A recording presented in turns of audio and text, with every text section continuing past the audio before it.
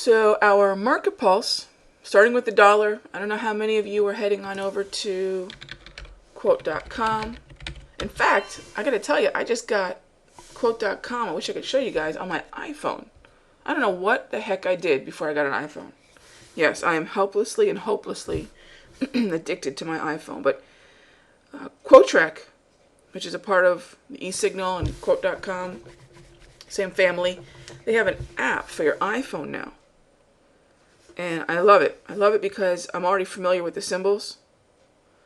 And there's two apps that I just love having on my iPhone. Actually, three. And I don't know how many of you kind of take the market with you. You know, part of when I wrote Forex and 5, Forex on 5, was this idea of being the full-time, part-time trader, or part-time, full-time trader, however you want to look at it. In other words, how do you walk away but still have a piece of the market with you? So either some sort of automation is helping you out with your analysis, or you've got the mobility to walk away. You know, most everywhere that I go now is a hot spot. I'm not saying you should trade during your lunchtime, or I'm not saying you should trade, you know, from the office or whatever. I mean, you can't be distracted. I get that, but I love knowing that I can just throw my MacBook into my messenger bag, and it's a 13-inch screen. I'm not, you know, running my entire world from it. But what I'm talking about is trade management. I may not be able to scan the markets from my MacBook. It's not comfortable. But I can absolutely manage trades from it. Managing trades is much easier because now I have a handful of symbols that I'm actually in, and now I'm just looking for support and resistance on those symbols. So managing trades mobily, I think, is very realistic. I bring that up because in terms of what I'm doing here, triage and looking at the market pulse, you see the dollar index here in front of you. This is not what I'm doing mobily. Not at all. That's not really my objective. I'd rather get my trades in and get my work done in my office at my trading setup with my multiple monitors and a secure connection and all that good stuff. But once I'm done with that, I don't want to sit here and stare at it. You know, I don't trade because I want to be attached to my computer. I know some people can do this 24 hours a day. And seriously, I'm happy for them.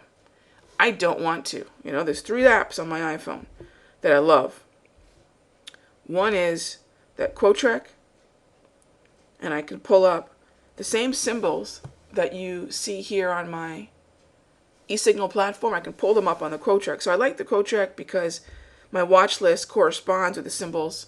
I don't have to learn symbols for a different platform or hunt around. And I trust eSignal data. So I think this is a pretty new app, and I love it. The other app that I keep on my phone is Qfolio, and that's from the NASDAQ. And the reason I love this one is because it has the StockTwits feed on it. So I can keep an eye on traders that I like to track on StockTwits. And those of you who never checked out StockTwits, it's very cool. It's basically Twitter for market traders. And I don't care if it's stocks, options, Forex, futures, it's all there.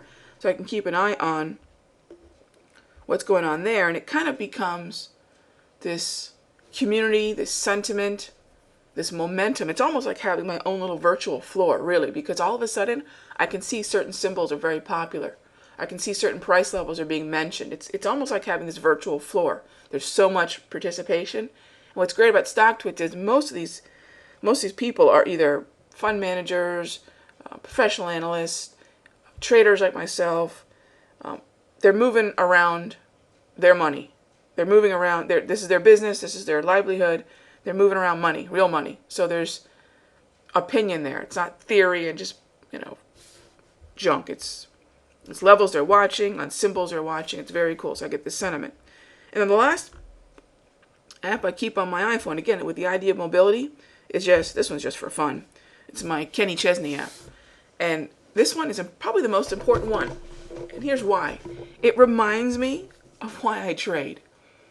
It reminds me to get out of the office and enjoy the things that I like to enjoy. And There's some really great pictures of the islands and of the Keys and the things that I love. And so I kind of keep all these right there on my very first page of my iPhone because it just reminds me of everything that I need to know. My mobility for trade management, my stock twits for sentiment, my Kenny Chesney for some good tunes and to remind me why I bust my butt in the office. You got to go have something else you enjoy, and you need a distraction. If you do not distract yourself from the market, you will trade the doldrums. You will make stupid trading decisions because we equate, most of us were employees at one time. We equate time in front of the computer with having to be active. We are no longer, as traders, in the time-based economy. Employees, which we are not when we are trading. I work for nobody but myself when I'm in front of the computer. Okay? Employees work in a time-based economy, which means that they equate productivity to what they're doing and how long they're doing it. It's time-based. Okay? When you are an entrepreneur, which is what you are when you're trading, okay, you're working for yourself. This is your little business. You're working in a results-based economy. Okay, everybody should be really working in a results-based economy, but it's really more important for us as traders, as entrepreneurs, because we don't get paid unless we show results. We don't get paid for clocking in. I don't get paid for getting up, walking my 8 steps to my home office here, and sitting down and staring at the computer. It's a results-based economy. So I think a lot of traders, when they're making that leap from being an employee to being self-employed, have a very difficult time not equating time to productivity, not equating time spent to some sort of reward gained. I think in a lot of ways, that's the antithesis of trading. The market does not care how long I'm sitting here looking at my wave and looking at market cycles and reading a book, and that all might be great, and it might eventually lead to better trades, but the market does not care.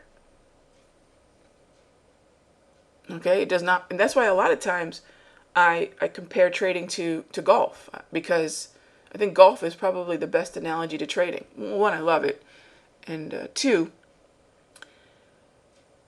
I feel every shot is like a trade, because every shot means so much. I guess you could say the same thing about baseball and a batter at the plate or a pitch. I think team sports, it's easier to rely on somebody else. Trading is not a team sport. It's an extreme sport, but it's not a team sport. So, I think it's easier to rely on other people. So that's why I like golf, because there's a lot of pressure, a lot more pressure. Every little stroke means something. Every shot means something, and you're on your own. If you're the pitcher and you're having a bad night, your slugger might bail you out. In golf, you're on your own. I guess you can say the same thing about tennis, but I like golf because in tennis there's so many shots that high number of shots is an equalizer. In trading, I think it's again more likely to liken to golf because there's fewer shots. I think each one counts a little bit more. I don't know. You pick your sport. You pick your sport. There's lots of different shots in golf. Some traders have a different shot. Some traders have a different strategy, right, to take advantage of certain moves. So I think golf's a great analogy. But what you really got to remember here is it's about results. And it's so easy to freeze up over a 4-foot putt if you start thinking about the mortgage and the car payment and the insurance and this and that. And the same thing happens in trading.